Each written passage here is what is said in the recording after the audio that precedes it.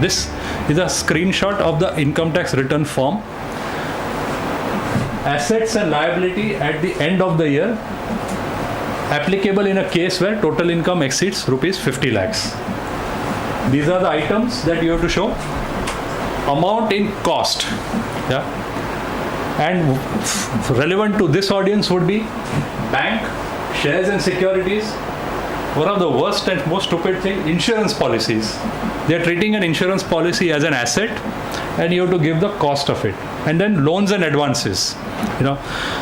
So if you fall in this category of tax paying community where the total income is more than 50 lakhs, you need to show your assets and liability in the ITR form.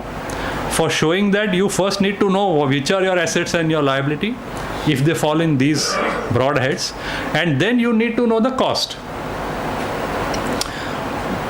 If you have not kept details of your share purchases or sales, and therefore have no idea, you may have a portfolio created on some of the sites, so you know what are your scrapes, or you have your demat account, you know what your shares are, which shares you have.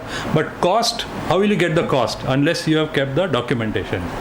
So strong belief that at present this is required only for people whose income is more than 50 lakhs. A day will come when they will reduce the limit, maybe 25 lakhs, 20 lakhs, whatever it is. When that happens, a huge chunk of taxpayers will suddenly come under the requirement for reporting this. Now suppose it happens 5 years later.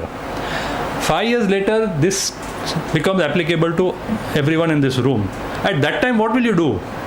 Because you bought shares today, you kept no track of the cost. 5 years later, you have to report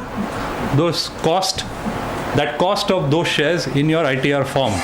How in the world will you be able to ever give a correct amount over here?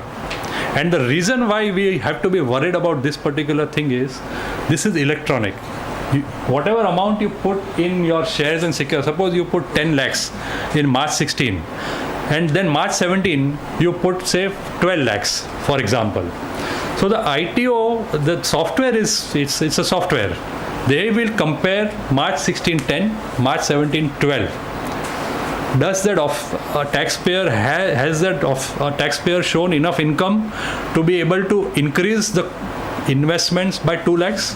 This is a simple example, but it could be 1 crore and it could next year be 2 crores, and your income shown in the return is only 20 lakhs. Clear invitation for trouble. So one needs to be careful about this. The problem, as I mentioned earlier, referred to about insurance policies. There is no clarity as to what is the cost in case of insurance policies. See, you are not buying an asset. Every year you keep on paying something. It's not an asset that you have bought. So what do you write as a cost? Practically, I referred to earlier at the beginning of my talk that sometimes you have to be practical. Practically, what we are doing is we take the date of starting of the policy. When did you first take the policy, and then what is the annual premium, and today how many years have passed, or how many quarters have passed, half years, whatever it is, multiply by the annual premium and we put that premium. So every year the cost of the insurance policies will, if you follow this system, it will go up. Other than this, we have not been able to figure out what to put over there. So this is the thing that most chartered accountants are putting over here.